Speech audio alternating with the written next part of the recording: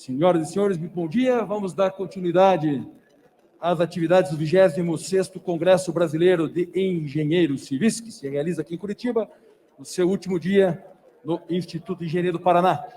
Peço licença nesse momento aos senhores para que possa remover a minha máscara para, apropriadamente, vocês poderem me ouvir melhor. Meus caros, meu nome é Gustavo Possetti, eu sou gerente de pesquisa e inovação da Companhia de Saneamento do Paraná, Sanepar. Neste ato, represento a diretora Leura Conte, nossa diretora de investimentos, que não pode estar aqui com vocês. E é um grande prazer, na verdade, estar aqui com profissionais vinculados à engenharia civil, que muito contribuem para o desenvolvimento da nossa sociedade, o desenvolvimento de atividades cotidianas e, notadamente, ajudam a atuar no setor de saneamento ambiental. Nesse momento, é com grata satisfação que a Sanepar cumprimenta os organizadores desse evento, em especial a ABENC, a Associação Brasileira dos Engenheiros Civis, aqui do Paraná, pela realização desse evento que conta com o apoio e patrocínio da Sanepar. E para essa sessão, nesses próximos minutos, o nosso objeto de discussão é tratar fundamentalmente os nossos mananciais de abastecimento e o seu vínculo com a poluição. E para tratar fundamentalmente sobre esse tema, nós temos um convidado ilustre, o doutor Antônio Roberto Martins Barbosa de Oliveira, que está aqui ao meu lado. Doutor Antônio Roberto, um prazer estar com o senhor aqui, muito obrigado. Doutor Antônio é engenheiro civil de formação pela PUC-Rio, é doutor em engenharia em geologia aplicada, com especialidade em ciências da água pela Escola de Minas de Paris, na França, diplomado em estudos superiores especializados em hidrologia e economia da água pelo INSET Toulouse, na França, diplomado em estudos aprofundados em ciência da água pela Universidade Pierre e Marie Curie, para não falarmos aqui o francês de maneira inadequada, Paris 6, foi professor adjunto da PUC-Rio e professor visitante da Escola de Minas de Paris de 1983 a 2019. É consultor, pesquisador, projetista em hidrologia, drenagem e engenharia ambiental.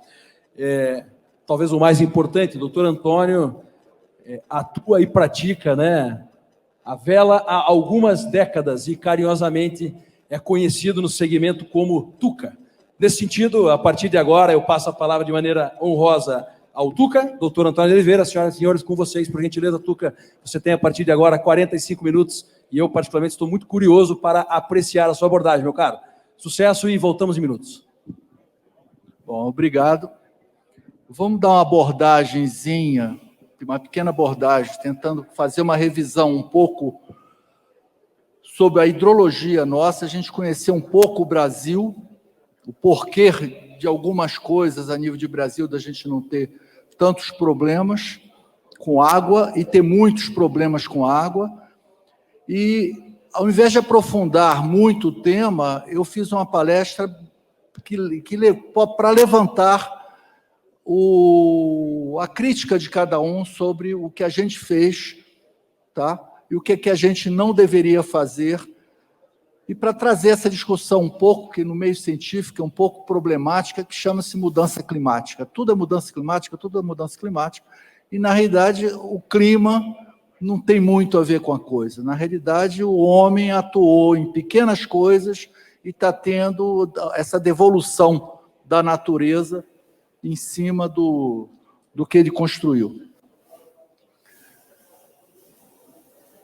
Então, vamos lá. O sumário da minha palestra, que tem muito assunto, eu vou passar muita coisa en passant.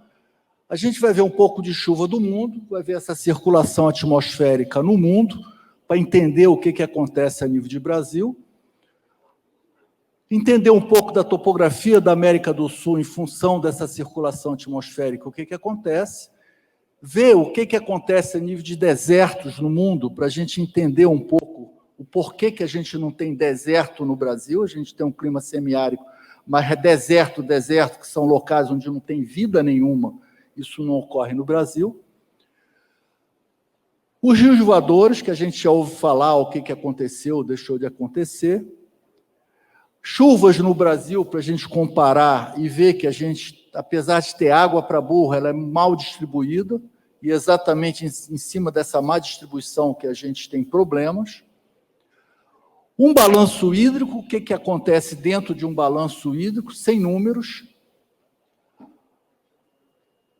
Há uma bacia hidrográfica para ver o que acontece dentro dela, da gente ocupar ela de forma errada, sem pensar no futuro, o uso do solo e o uso da água. E aí a gente conclui sobre poluições e o que acontece a nível de poluição, o que está acontecendo no mundo a nível de poluição. Bom, vamos olhar um pouquinho o que acontece a nível de chuva no mundo. Vamos ver se eu opero isso aqui com a mão esquerda. O mundo tem, em média, 800 milímetros por ano de chuva. Pasmem, na Europa chove 600 milímetros por ano de chuva. Na América do Sul, 1.600 milímetros por ano. É o dobro da média. Essa é a nossa disponibilidade hídrica na América do Sul. E na América do Norte eu tenho a média, eu tenho os 800 milímetros por ano. Vamos ver o porquê disso e vamos ver como é que ela se distribui para a gente raciocinar e pensar. É aqui. Bom, vamos pensar também, nesse balanço, o que é evaporação e transpiração. Tá? Então, a evaporação é uma superfície livre evaporando, a transpiração são os seres vivos que jogam na atmosfera. Um exemplo interessante. A evaporação da Amazônia, ela vai de 1 a 2 milímetros por dia. Tá? Que é meio que normal, quase que no mundo inteiro, quando tem vegetação. A transpiração da vegetação na floresta amazônica, ela vai de 12 a 20 milímetros por dia. São 10 vezes mais de transpiração que eu jogo na atmosfera. De onde vem essa água? Do subsolo. Um dos maiores aquíferos do mundo estão no subsolo da Amazônia. De onde vem essa água? Esses 10, 20 milhões de cúbicos por dia. Minto, de 10 a 20 milímetros por dia. De onde vem? Subsolo. Lá debaixo do subsolo, do aquífero, mas ele tem que ser realimentado. E ele é realimentado pelas bordas. Ele é realimentado pelo degelo de água nos Andes, ele é realimentado pela chuva nos Andes, e ele é realimentado também porque a Amazônia, o ciclo dela é quase que fechado. Essa transpiração parte e retorna sob forma de chuva. Para vocês terem uma ideia, a transpiração da Amazônia, ela chega a 20 bilhões de metros cúbicos por ano. Enquanto que o rio Amazonas... Está muito alto. Alô. Bom. Enquanto que a vazão do rio Amazonas é de 17 milhões de metros cúbicos por ano. A Amazônia joga muito mais água na atmosfera do que ela joga na foz. Para vocês terem uma ideia desse volume de água. E a gente vai entender no nosso dia a dia, quando eu for falando aqui. Tem uma ideia do cerrado, a evaporação no cerrado é de 1 a 4 milímetros por dia e a transpiração da vegetação é de 1 a 7 milímetros por dia. Muito, mas muito menor. Isso, para vocês terem uma ideia, parece um nevoeiro, alguma coisa, mas é uma foto que eu tirei alguns anos atrás, que é exatamente a Amazônia transpirando. Essa água que está saindo aí, que a gente está vendo sob forma de nuvem, ela está subindo, voltando para a forma de vapor e sendo levada embora. E vamos ver para onde que essa água vai. Essa circulação toda da América do Sul, a gente tem nessa fase aqui, que a gente tem a frente intertropical, que hoje mudou um pouco de nome, é zona de convergência intertropical, e essa frente subtropical, que é essa zona de convergência subtropical, eu tenho uma circulação, onde na Amazônia eu tenho uma chaminé, como a gente chama, essa água é jogada em altitude, depois ela retorna e desce nos trópicos. E desce exatamente nos trópicos. Então, essa água toda que está sendo evaporada da Amazônia, ela está sendo jogada e descendo nos trópicos, transportada em direção aos trópicos, a mais ou menos 4.000 metros de altitude, e simplesmente ela desce nos trópicos. Essa é a circulação que acontece dentro da Amazônia. Se olhar no mapa aqui mais, essa é a famosa, essa é a primeira célula aqui, dessas 3 células que acontecem, é a célula de Hartley, conhecida célula de Hartley.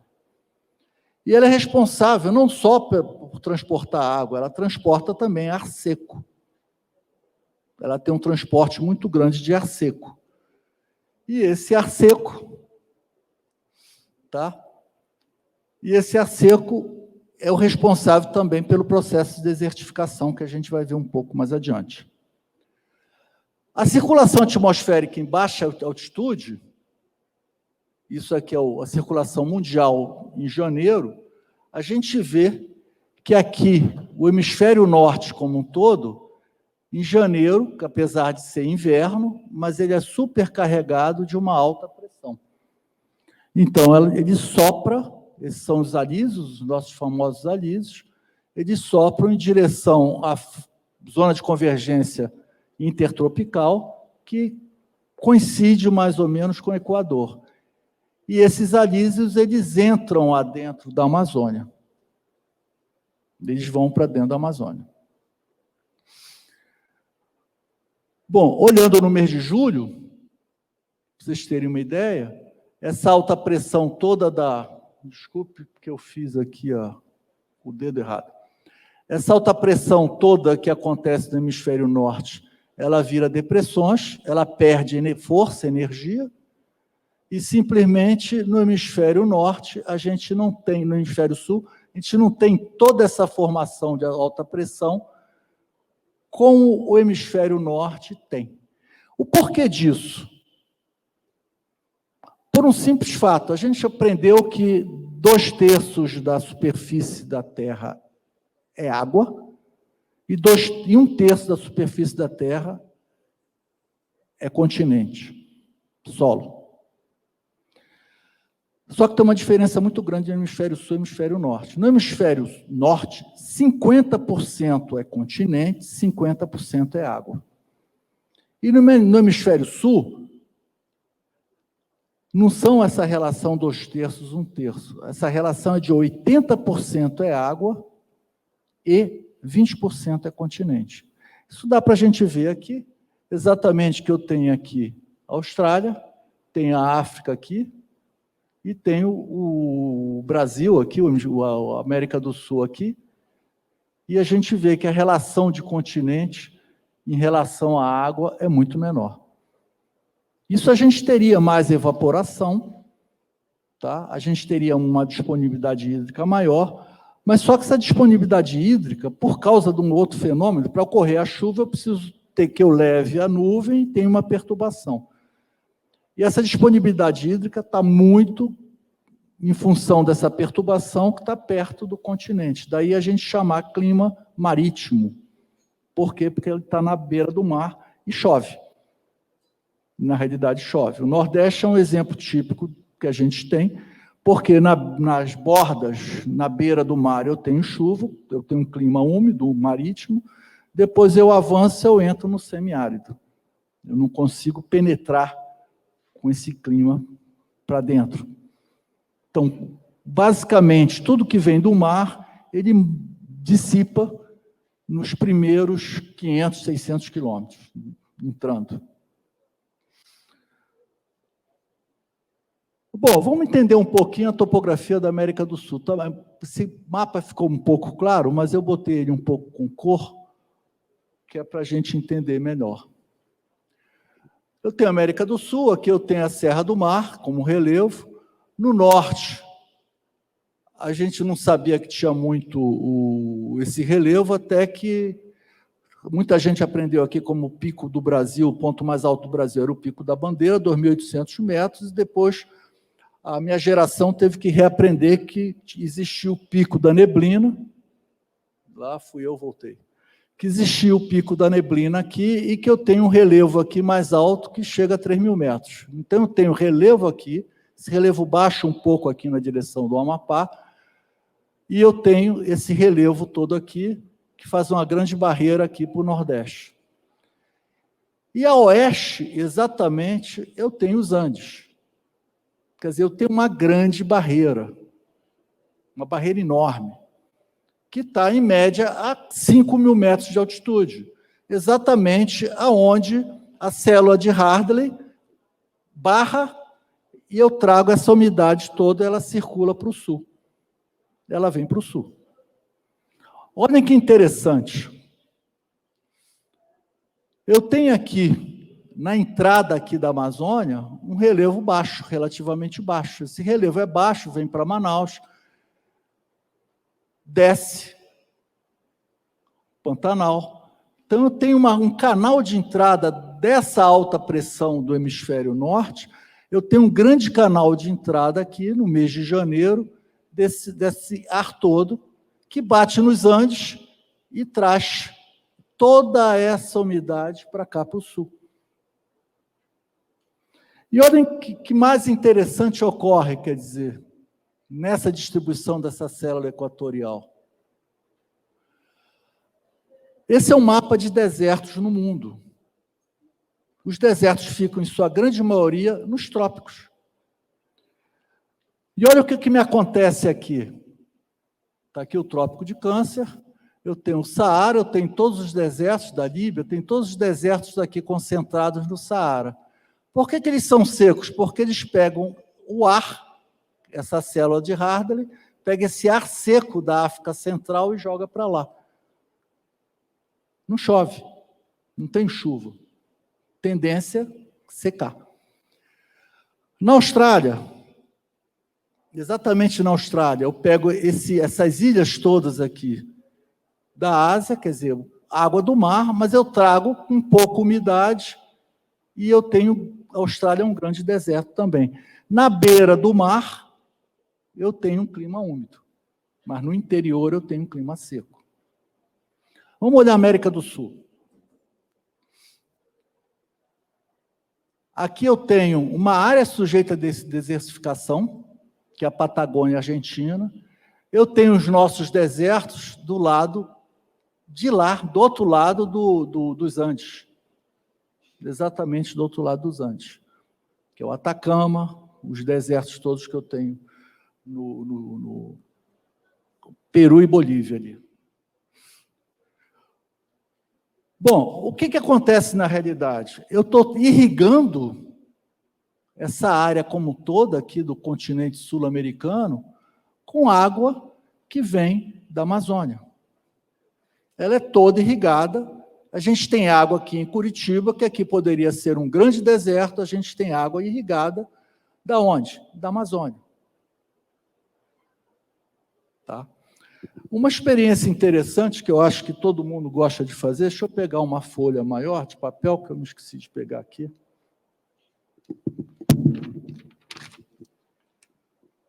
Se eu tenho uma superfície aqui, e eu passo uma corrente de ar daqui, soprar,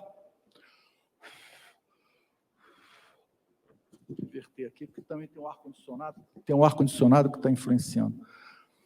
Se eu sopro aqui, ó, esse vento daqui tende a diminuir a pressão, eu aumento a pressão aqui, eu crio uma sucção. Esse ar que vem do hemisfério norte, que entra pela Amazônia, ele encontra uma barreira, que é a vegetação. Tá? Ao encontrar essa barreira, ele sobe. Ao subir, ele passa lá por 3, 4 mil metros de altitude, e passando por essa altitude, ele succiona essa evaporação toda da Amazônia e traz para nós aqui até o hemisfério sul. Tem uma distribuição. Há muito tempo atrás, quer dizer, o INPE, num convênio com a NASA, no INPE, sob a chefia do meteorologista Carlos Nobre, e se juntou com o Gerard é um piloto de avião que começou a fazer esses estudos todos, e eles materializaram esses valores, começaram a botar valor nisso, que todo mundo achava que existia, mas não entendia fisicamente como existia. Então, eles fizeram um trabalho enorme, tá, botando dados, e descobriram esses rios voadores. O Gerard pegava o aviãozinho dele, morava no Rio de Janeiro, e simplesmente se mudou para Brasília para ele pegar os aviões todos, eles tinham 2 aviões, para poder sobrevoar tudo isso e tomar dados. Desenvolveu toda uma série de equipamentos para coletar esses dados e calcular toda essa umidade que estava vindo a 3, 4, 5 mil metros de altitude. Tá? E é um ar seco. O que é um ar seco? Não tem nuvem. Não é a nuvem que vem. Ele vem trazendo umidade, mas ele traz essa umidade sob forma de vapor. Ele não traz essa umidade sob forma de líquido, como forma de nuvem. Então, o Gerard foi uma pessoa ideal para isso, porque, ao ser piloto de avião, ele conhecia as turbulências todas.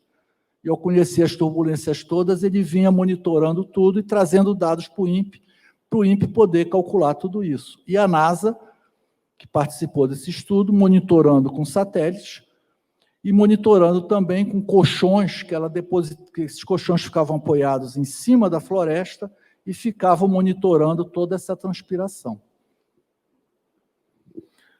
Mas esse estudo foi fantástico porque ele não só monitorou o caminho, essa umidade, mas o caminho que ela tomava. Ela vinha aqui, encontrava os Andes a 4, 5 mil metros de altitude, desviava e trazia essa umidade para o sul. Ora trazia mais para cá, para irrigar o norte da Argentina, que tem neve, entende? Não é seco, e lá poderia ser um grande deserto. O processo de desertificação que está acontecendo na Argentina é mais para o sul da Patagônia. Ora, essa água vem para cá, para o centro-oeste, que é responsável pelas grandes catástrofes que a gente tem, porque quando essa célula de Hardley desce, encontra a frente fria, essa água resfria e precipita. E eu chego a ter, calculado, 400 milímetros de chuva em 24 horas, para vocês terem uma ideia. É uma chuva anormal. Isso aconteceu em Cataguases, acontece frequentemente em Minas. Tá? Cataguases destruiu uma barragem de uma empresa. Aconteceu em Friburgo que destruiu Friburgo, Teresópolis e Petrópolis, Itaipava. Houve um processo de destruição de tudo aquilo com essa chuva de 400 milímetros. Entre outras catástrofes. E essa chuva também, basicamente, ela pode ocorrer, e ocorreu, já em grandes barragens de rejeito em Minas. Entende? Só abrindo um parêntese rápido, a gente teve 2 acidentes sérios em Minas, Mariana, Córrego do Fundão e o Córrego do Feijão, Brumadinho, e simplesmente a gente viu Mariana correr até o mar. O que é isso? Excesso de água. Tá? Liquefez o solo, correu até o mar. Se você pegar normas internacionais, dos quais a gente se baseia muito para fazer projeto de barragem de rejeito, a gente não encontra muito dado, nem muita consideração a nível de drenagem.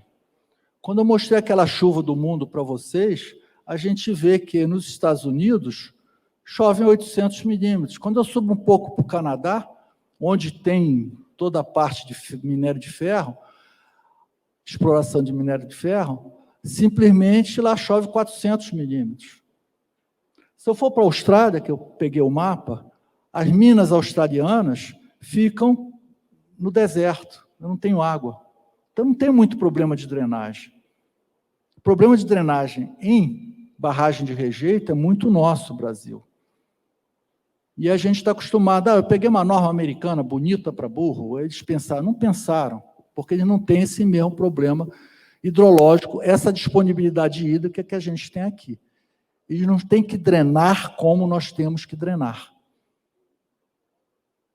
Então, a gente está vendo esses acidentes ocorrerem exatamente porque também são barragens antigas, barragem do Fundão, Mariana, já era uma barragem mais moderna, mas também não continham o mesmo nível de drenagem que mereciam, que teriam que ter. Então, mesmo dentro da engenharia civil, é o que eu questiono, os geotécnicos todos não levam em consideração a hidrologia. A nossa hidrologia ela é fundamental dentro de obras geotécnicas também. Tá? A gente tem que avaliar sobre isso.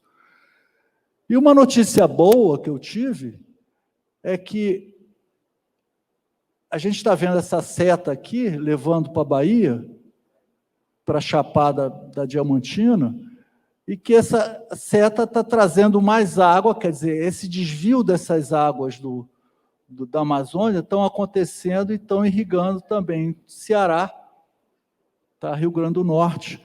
Eu tive uma notícia boa que defasou um pouco o clima no Rio Grande do Norte ontem, no café da manhã, que foi exatamente, são essas águas da Amazônia que estão sendo transportadas para o Nordeste. E estão amenizando, e esse regime de chuva do Nordeste foi antecipado para novembro, por aí, outubro, novembro, já está começando a chover. Coisa que não acontecia antigamente. Esse período lá no Nordeste era menos chuva. É uma notícia boa, mas isso que está acontecendo é exatamente por quê?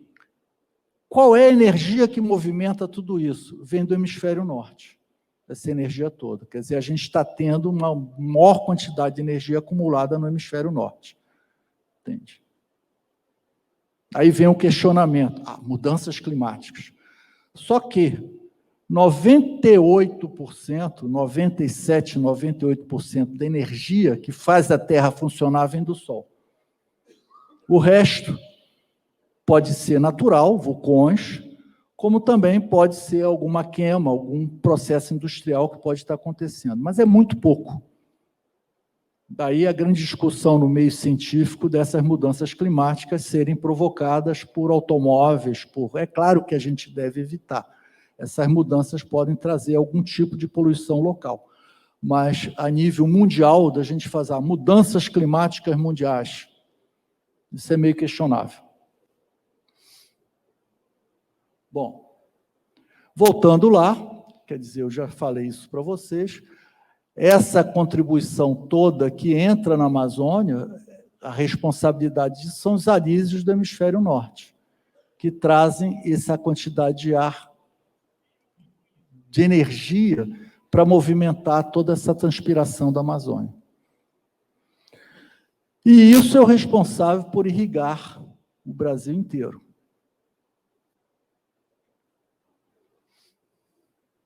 Bom, vamos olhar agora um pouco de dados, vamos falar um pouco de chuva no Brasil. Eu peguei a chuva de Curitiba, porque a gente está aqui, e a plateia tem mais curitibano, para ver como acontece a distribuição de chuva. Eu tenho mês 1, 2, 3 e 4, um decréscimo, janeiro, fevereiro, março, abril, eu tenho um decréscimo de chuva, que volta a chover no mês de novembro, dezembro, setembro, outubro, novembro, dezembro. Uma pequena diminuição aqui no mês de novembro. Esse a gente chama de período de chuva e aqui a gente chama período de estiagem. Então, como que a gente tem que funcionar, já que a gente está usando água? Para qualquer coisa, seja para gerar energia elétrica, seja para gerar abastecimento de água, seja para irrigar, ou seja, para o funcionamento de uma indústria. Ou eu tenho que me adequar numa faixa abaixo dessa chuva,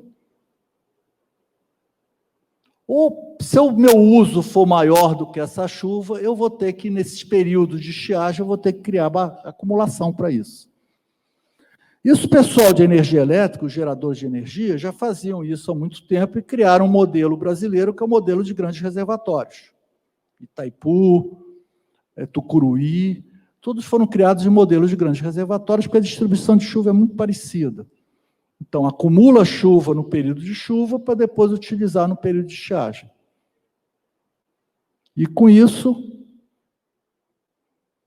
se criou esses grandes reservatórios que hoje, há muito tempo atrás, a gente viu que ambientalmente não eram uma boa solução. Já se pensar para energia elétrica excelente, mas a nível de uso do homem não era muito bom. Agora, um fato também interessante. Curitiba também. Apesar da gente estar ouvindo falar, tá, desmatamento da Amazônia, desmatamento da Amazônia, desmatamento da Amazônia, essa chuva aqui em Curitiba, de 1891 até 2010, com as suas variações normais que ocorrem, ela está com uma tendência de sair de 1.400 milímetros e ir até 1.500 milímetros. Ela está com tendência de aumentar essa quantidade de chuva anual. O total anual está com tendência de aumentar. Então, a gente está vendo que essa transpiração toda da Amazônia, graças a Deus, não está trazendo grandes influências no nossa pluviosidade, que é essa chuva total anual. Voltando um pouco lá, a pluviosidade, que é o total anual, média, considerando a média desses anos todos, é de 1.419 milímetros por ano. Pasmem, na Europa, a média é de 800 milímetros por ano.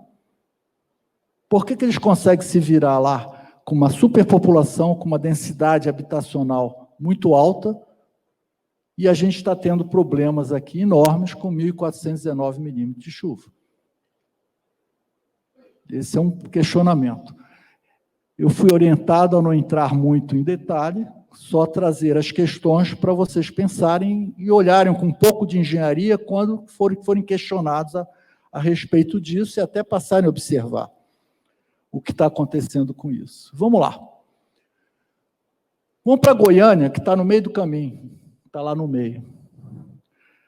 Eu tenho os meses de chuva iguais, quer dizer, os mesmos meses de chuva acontecem em outubro, novembro, dezembro, setembro cai um pouco, e tem uma estiagem mais acentuada, bem mais acentuada. Lá eu estou em Curitiba. Pasmem, o dado está aqui, 1.565 milímetros por ano. Chove mais em Curitiba, em Goiânia, do que chove em Curitiba. Mas eu tenho uma distribuição mais acentuada. Eu tenho a estiagem mais acentuada. Quem já viveu em Brasília, ou quem já passou por lá, sabe que lá eu tenho 3 meses sem chuva por ano.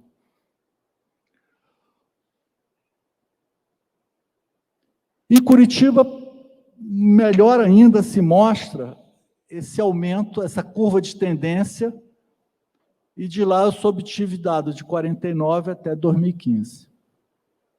Eu tenho uma melhoria dessa curva de tendência. Correu um pouco mais. Miracema do Tocantins, eu fiz um gráfico mais elaborado, onde eu tenho médias e máximas, e a gente vê essa mesma distribuição.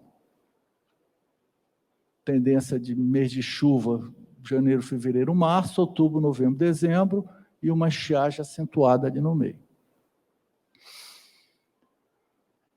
Também eu tenho mais ou menos uma tendência da média se manter.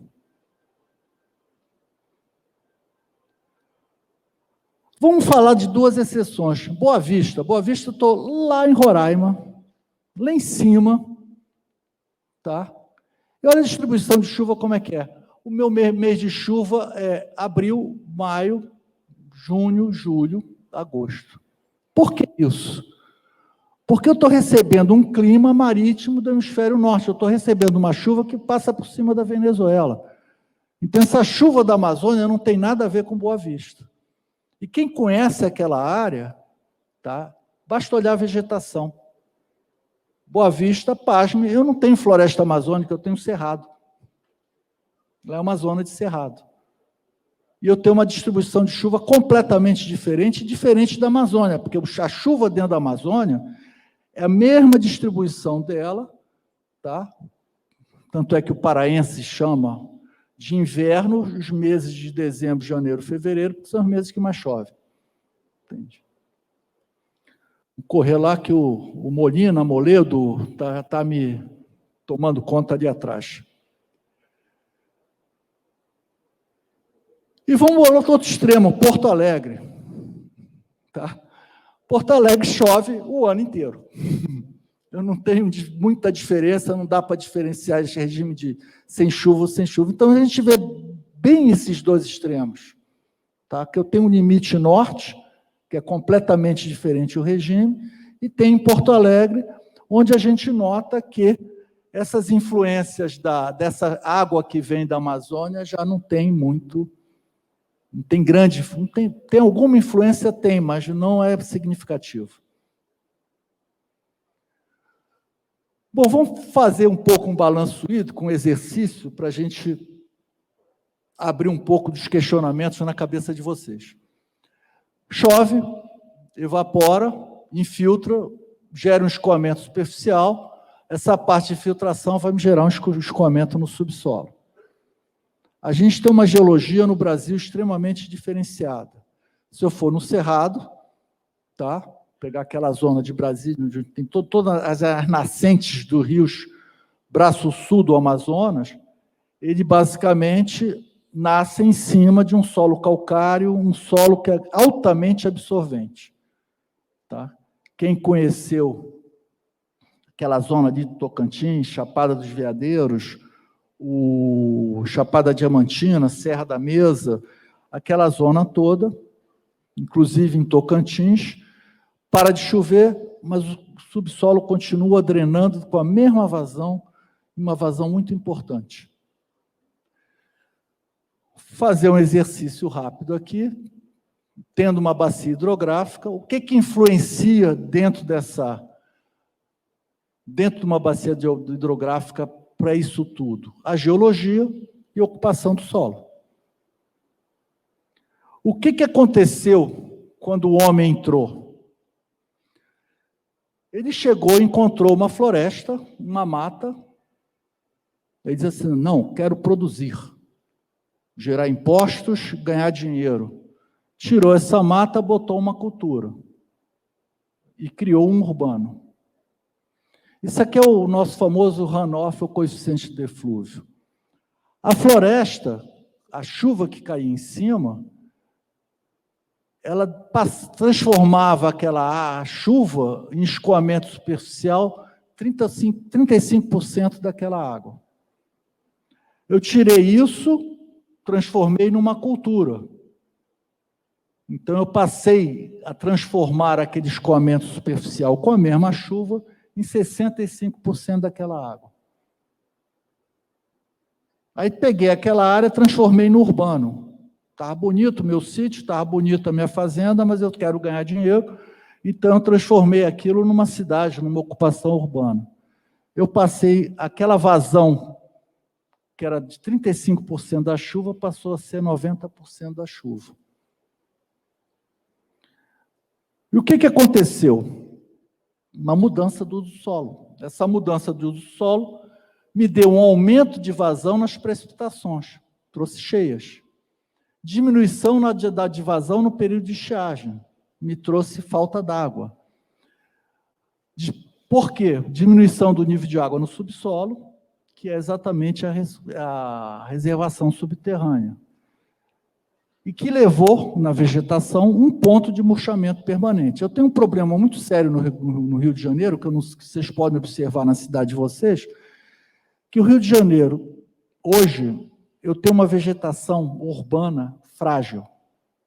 Choveu, elas absorvem pouca água, mas qualquer chuva que traz um vento mais forte arranca a árvore de tudo quanto é canto. As árvores estão frágeis.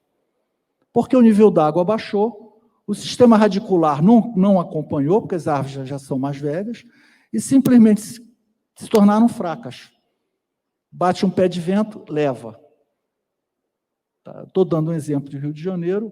Salvador, eu sei que também tem problemas sérios com problema de radicular, de lençol freático baixar. Tá? e a vegetação toda urbana se tornar frágil.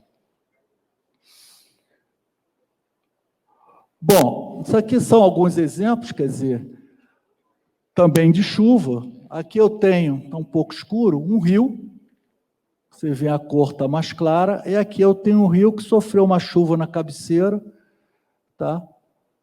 Que vem lá de São José do Barreiro, o nome já é interessante, porque ele tem uma erosão muito grande e é o transporte sólido aqui dentro. Aqui tem um outro exemplo de Talveg, esse está mais regularizado, que o homem tem tendência a regularizar o Talveg. Vamos ter um rio aqui, vamos botar ele reto. Por que eu vou botar ele cheio de sinuoso? Mas depois você construiu o sinuoso por quê? Porque ele tinha um excesso de energia, ele tinha que dissipar. Na hora que eu botei ele reto, ele vai correr mais com velocidade maior, vai dissipar menos energia, daqui a pouco ele está arrebentando está arrebentando os taludes todos. Um outro exemplo aqui, isso aqui foi no Rio de Janeiro, há muito tempo atrás. Vocês olhem pelo carro, que é um Corcel, um Fusca antigo, coisas que a gente não vê mais. Que chega a gente ter esse processo de inundação. Exatamente. Por quê? A gente tem que olhar lá a montante do rio para saber o que a gente fez lá para isso estar acontecendo. Um exemplo que eu gosto de dar, que muita gente foi criada em locais, diz assim, poxa, tinha peixe aqui no rio. Tá? Agora, quando chove, enche muito. Mas quando eu vou querer tomar banho de rio lá que não chove, não tem mais água. É porque eu acentuei a cheia, com a ocupação urbana, e a estiagem toda aumentou. Então, aquele rio que a gente... porque eu era pequenininho, e a minha noção que isso aqui era um palmo de água, era muita água. Não, não é. Efetivamente, a gente está mudando o regime. Foi a chuva que mudou? Não, não foi a chuva que mudou. Foi exatamente a ação do homem que mudou.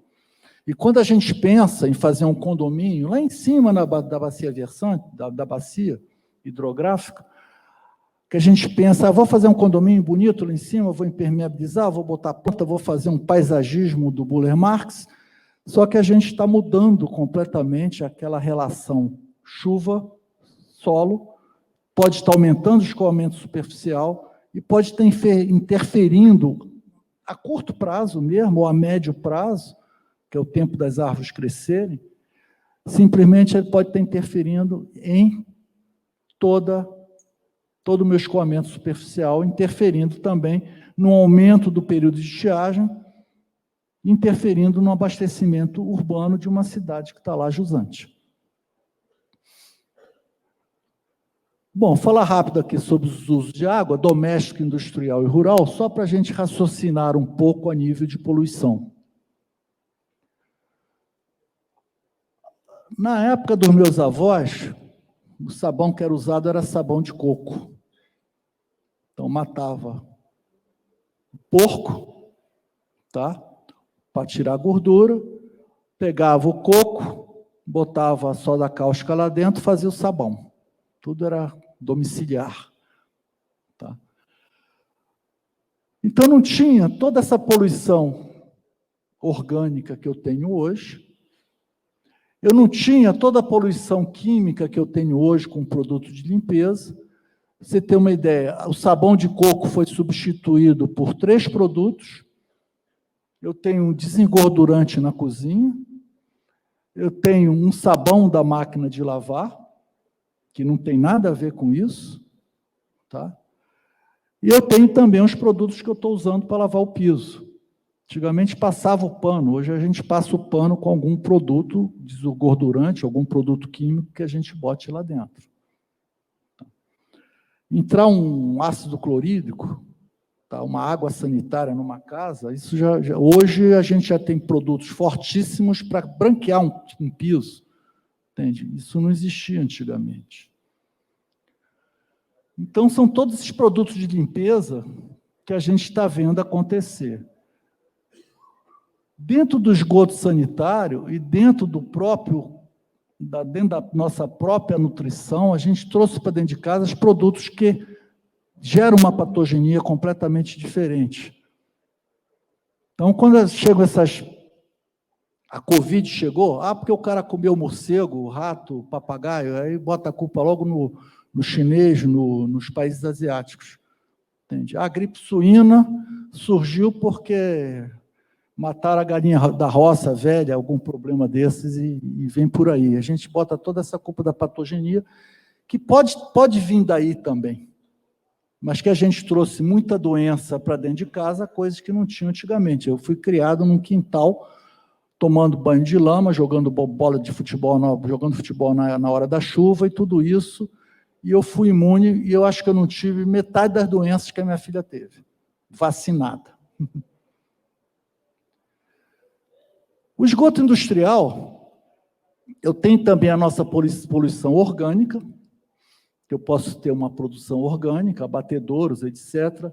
Eu tenho uma produção química violenta, porque eu tenho que manter o controle sanitário de tudo, então eu tenho que acabar com a poluição biológica com produtos fortes, com cloro, soda cáustica, com produtos fortes para poder lavar, manter essa higienização. E é um questionamento que eu boto na cabeça também de todo mundo. Antigamente, a gente aprovava uma indústria em nome do desenvolvimento e dizia assim, depois ela faz a estação de tratamento dela. E no período que a indústria estava se implantando, ela estava poluindo. E depois você não tira aquela poluição. Entende? Depois aquela poluição se instalar, ela vai mudar todo o sistema, o equilíbrio do sistema ao longo do rio. Então, antes de implantar uma indústria, é que eu digo, antes de botar uma cidade, a gente vai primeiro fazer a estação de tratamento. Não é fazer a estação de tratamento depois. Não é deixar poluir para depois. O meio reage, mas reage de forma diferente. As bactérias que estavam lá vão mudar, tá?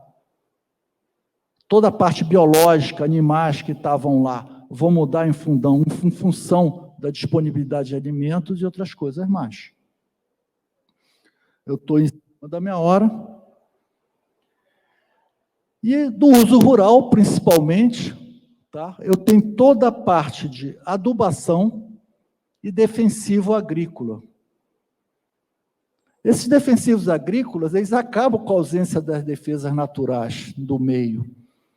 Eu duvido que tenha algum produtor de tomate, o tomate quase prestes a ser entregue para ser vendido, etc., e ele vê alguma praga que ataque, tomate é doce, é delicioso, aí uma praga vai atacar, eu duvido que ele não use um defensivo agrícola para matar essa praga toda, para ele poder vender o tomate dele. Entende? Então, na área de agricultura, a gente tem, os agrônomos lutam por isso, por receitas, só vender, mas você compra o que você quiser, a hora que você quiser. Isso a gente está jogando no meio. E aquele defensivo agrícola que matou o tomate vai matar toda a vegetação nas margens do rio também. Aí vem a cheia, leva tudo embora.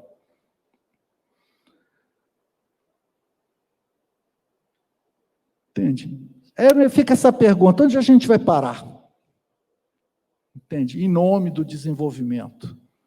Tá? Será que a gente não pode fazer um desenvolvimento mais pensado, um desenvolvimento onde a gente pense, não, primeiro faz a estação de tratamento, depois vamos fazer a ocupação urbana?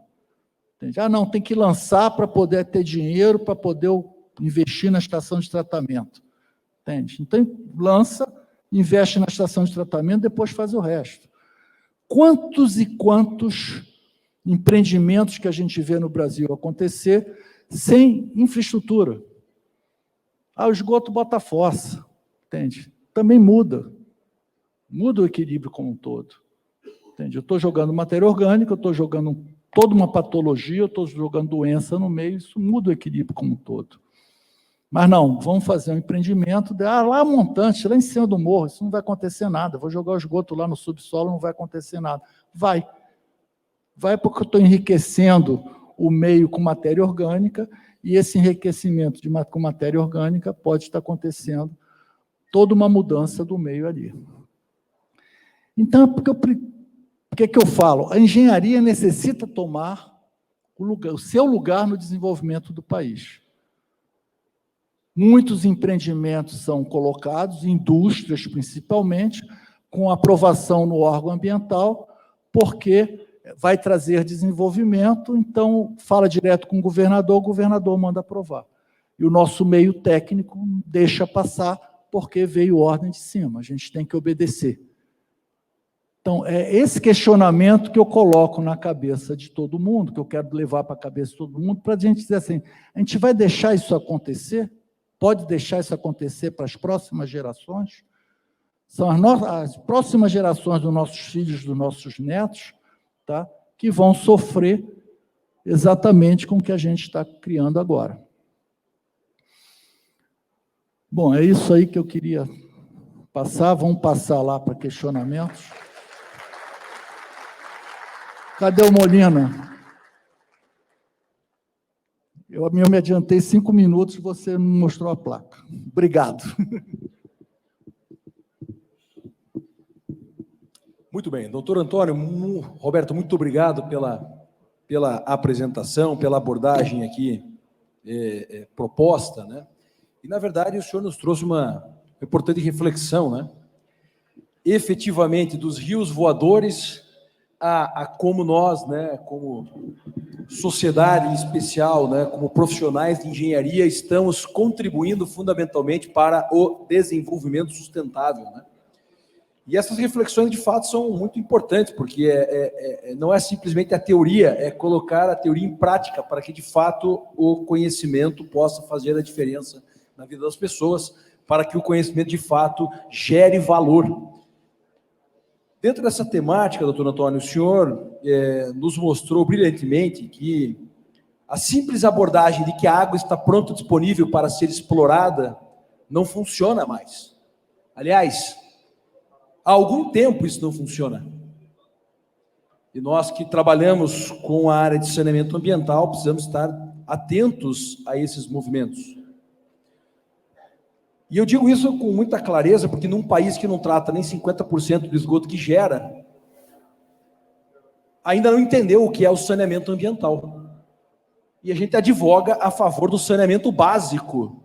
Aliás, temos inclusive um novo marco regulatório que se refere ao saneamento básico, e não olha para a visão integrada da bacia, onde a bacia hidrográfica é a unidade de planejamento, onde você tem uso e ocupação do solo, onde as condições dos seus mananciais, a partir do uso inadequado, está cada vez mais degradada, fazendo com que você tenha que fazer reinvestimentos, né, ou investimentos cada vez mais onerosos às sociedades para poder tratar aquela água que 20, 30 anos atrás tinha uma qualidade totalmente diferente, ou para atender determinados padrões de lançamento exigidos pelos órgãos ambientais sem utilizar ou avaliar uma condição integrada. Então, de fato, nós estamos na era da inteligência, nós estamos na era do conhecimento, onde a visão integrada e principalmente o entendimento claro do homem com o meio ambiente é fundamental para que a gente tenha água como alimento. Aí está num copinho, né? Mas a gente tem na torneira aqui no estado do Paraná, pronto, disponível em qualidade para tal. Por outro lado, a gente tem aprendido, doutor Antônio, em especial, que as denominadas mudanças climáticas, né? E aí o senhor trouxe alguma provocação interessante sobre o assunto. E aqui abro um parênteses para dizer que eu, Gustavo, particularmente fico com a teoria dominante, onde as mudanças climáticas são inequívocas e que, consequentemente, como chancelado pelo último relatório, aliás, né, o IPCC vem reportando há algumas décadas já importantes elementos sobre isso, e, portanto, não se fala mais em mudanças climáticas, mas em necessidade de adaptação e mitigação às mudanças climáticas. Nós estamos vendo isso na prática, né, com eventos extremos que estão se tornando cada vez mais recorrentes. Por hora, a gente tem dificuldade no abastecimento de água à população, porque chove demais em uma área que chovia muito pouco. E aí as captações ficam inundadas. Em outro momento, como nós vivemos hoje na região metropolitana de Curitiba, os nossos reservatórios estão com o seu nível abaixo da média histórica dos últimos 20, 30 anos, né? E há quem diga que a estiagem severa verificada agora não remonta o que aconteceu num tempo de recorrência superior a 60, 70, 80 anos. Então isso nos faz nos reinventar. Aqui no Paraná, em especial na Sanepar, A gente literalmente teve que antecipar obras, a gente literalmente teve que entender um pouquinho melhor a nossa relação com a sociedade contribuiu nesse chamamento. Nós fomos observar as nuvens, estudamos detalhadamente qual era essa dinâmica, como efetivamente nós tínhamos condições, por exemplo, para efetivar a semeadura de nuvens. Então, das transposições, das construções de obras emergenciais, né, que a engenharia tipicamente nos mostra, a buscar a ativação. Aqui no Paraná, a gente diz o seguinte: nós fomos buscar água, né, em cavas e pedreiras, ou seja, tivemos que tirar água de pedra e fizemos chover quando efetivamente nos debruçamos com técnicas de semeadura de nuvens para provocar, né, uma condição de nuvens específicas, o distúrbio necessário para que a chuva ocorra nas áreas localizadas, trazendo resultados muito interessantes que, inclusive, nesse momento estão sendo replicados.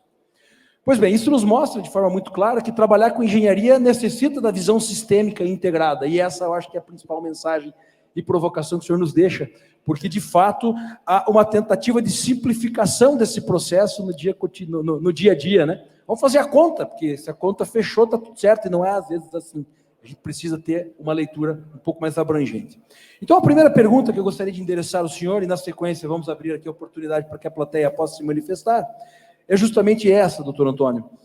Como é que o senhor enxerga, ao longo da sua trajetória profissional, como é que nós hoje, como profissionais de engenharia, temos a leitura, né, sobre a aplicação sistêmica e integrada na resolução de problemas voltados a recursos hídricos?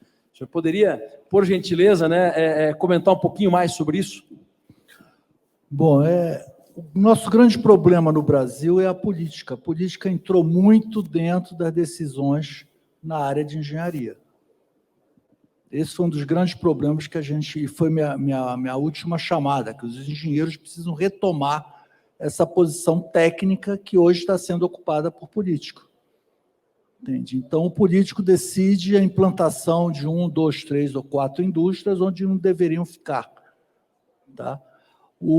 Enquanto que o engenheiro não é ouvido.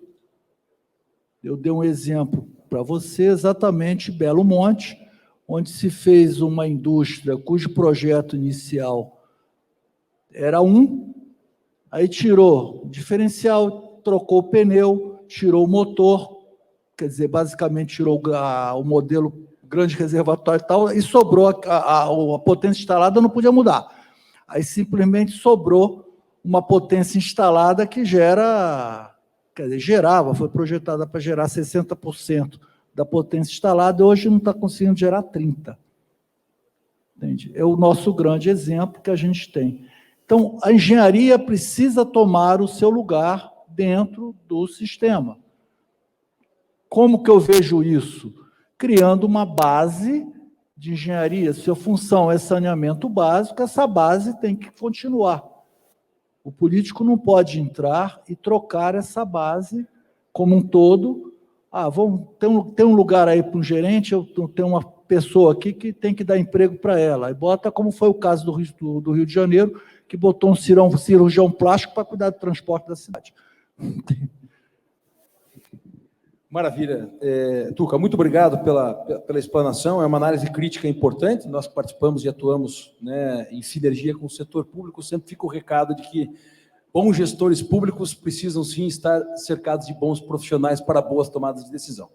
Bom, meus caros, vamos abrir, então, a oportunidade de alguns questionamentos. Peço, por gentileza, que se apresentem muito rapidamente e enderecem os questionamentos em aproximadamente 1 minuto. Por gentileza, a palavra está contigo. Bom dia, meu nome é Maria da Glória, sou do CREA de Minas Gerais.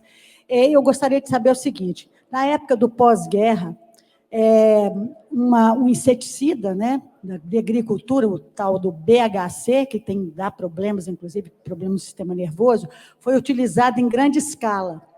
E, no caso da Colômbia, eles tiveram um problema muito sério, porque tem muita plantação de tomate na época, e esse contaminante, né,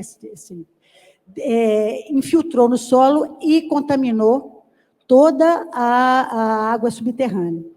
Então, eu gostaria de saber se aqui no Brasil já ocorreram estudos sobre essa contaminação, né, dos grandes lençóis, ou se há, né, um estudo em desenvolvimento, e se há ou ocorreu, quais foram os resultados, Bom, eu posso te adiantar o seguinte: a maior produção de BHC ocorrida no Brasil foi em Caxias, no Rio de Janeiro, e eu tenho uma área super contaminada que chama Cidade dos Meninos, continua contaminada lá. Tá? A sorte da Cidade dos Meninos é porque eu não tenho movimento do lençol freático que está altamente contaminado. Tá? Mas eu tenho pessoas produzindo e morando lá no interior desse local. E, pasmem, o BHC, para quem quiser conhecer melhor, acho que todo mundo usou o BHC, porque na minha época de quando ia matar piolho, a gente usava aquele Baygon em pó e o pente fino. Neocid, Baigão em pó, tudo.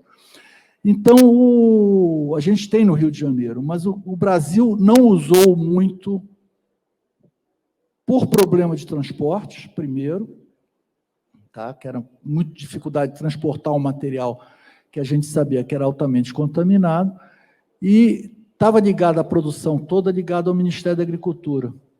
Depois foi para o Ministério da Saúde. E simplesmente o Brasil não difundiu muito o uso do BHC, a não ser para matar o barbeiro. Tá? Foi a única coisa que a gente usou. Ok? Eu vou aproveitar esse comentário para deixar uma mensagem muito importante. Tipicamente, tem-se a leitura equivocada quando não se olha para a percepção sistêmica de que alguém tem que remover aquele poluente que alguém inseriu. E a grande questão é que pode ficar caro remover aquele poluente, sabe? E nós, como sociedade, podemos, às vezes, não estar muito assim, dispostos a pagar por isso. Então, dentro desse contexto, é melhor prevenir do que remediar. É melhor você atuar, né, na causa e não no efeito. Então, se existe um poluente já devidamente equacionado, com um equivalente que traga menos impactos ambientais, enfim, que se evite o uso, que é muito mais barato para a sociedade e é muito mais justo com a sociedade. Bom, gente, já subiu a plaquinha. Mas vamos fazer mais uma pergunta. Perfeito. Subiu a pergunta do fim, mas vamos sim a endereçamento de uma pergunta e na sequência fazemos o encerramento. Por gentileza, minha cara. Carmen Lúcia Petralha, CREA do Rio de Janeiro. Parabéns, professor. Eu queria fazer uma pergunta que é quase semelhante à que foi feita na outra palestra, que se referia aos planos diretores. E com relação a essa questão de uso do solo, né, eu tenho visto que nos planos diretores aqui no Brasil não se tem tocado muito na questão da hidrologia, né, da drenagem. E aí eu gostaria, a mesma pergunta que eu fiz na outra palestra, saber qual é a sua opinião sobre termos também uma preponderância, né, nos estudos dos planos diretores da questão da hidrologia, da drenagem, e também, quando você falou que nós estamos nos alienando, né, dessas questões, frisar também que, no caso, os arquitetos eles estão mais ou menos conscientizando a sociedade que só os arquitetos podem fazer urbanismo, só eles se dedicam aos planos diretores. Então, eu gostaria que você comentasse essas duas coisas. Obrigada. Bom, o grande problema que a gente sempre teve é montar um grupo pluridisciplinar para trabalhar. Isso é de muito tempo atrás que a gente está tendo esses problemas. E sempre quem, na realidade, lidera, está empurrando as outras coisas para o outro lado, porque não tem essa visão. Exatamente, não tem essa visão. Como não tem visão, não dão a devida importância dentro de um estudo, não dão essa devida importância de determinadas coisas que vão acontecer. Ao fazer uma ocupação urbana, cheias vão acontecer. Isso a gente tem problema no Brasil inteiro. Não é só Rio de Janeiro, não é só São Paulo, Belo Horizonte tem problemas, quer dizer, eu tenho problemas sérios de ocupação urbana, onde o estudo de drenagem não foi pensado, não foi feito. Vieram aquelas soluções de canais, abre um canal aqui, abre um rio aqui, regulariza um rio, ele está me enchendo o saco aqui porque está... E todas essas soluções são equivocadas, porque criaram canais que eu não consigo limpar. Eu tenho canais que eu não consigo botar uma máquina lá dentro para limpar, porque eles não foram pensados para isso. Então, é uma tristeza muito grande, como também é uma tristeza muito grande o CAL ter se criado e ter dado as nossas atribuições para todos os arquitetos que não sabem fazer, porque eles não estudaram isso. Você não tem curso de drenagem urbana dentro de uma escola de arquitetura, tá? E a gente sabe que as escolas de urbanismo no Brasil são muito fracas. O curso de arquitetura e urbanismo é arquitetura, o urbanismo não tem quase nada. Então, falta engenharia, falta a gente trabalhar, saber aprender, abrir o espaço para trabalhar em conjunto, para pensar lá na frente. Entende? E sempre que a gente tem a ocupação de cargos de pessoas que querem monopolizar, na realidade são políticos, arquitetos políticos que estão ocupando cargos e querem fazer a coisa à sua maneira por um custo mais baixo. E a gente sabe que infraestrutura é cara. Entende? A nossa infraestrutura, drenagem, água, esgoto, elétrica, e tudo que a gente precisa não é uma infraestrutura barata. Bom, o Molina já está brigando lá, que a próxima turma já está indo para entrar. Já está até anunciado aí. Ok, muito obrigado. Hein?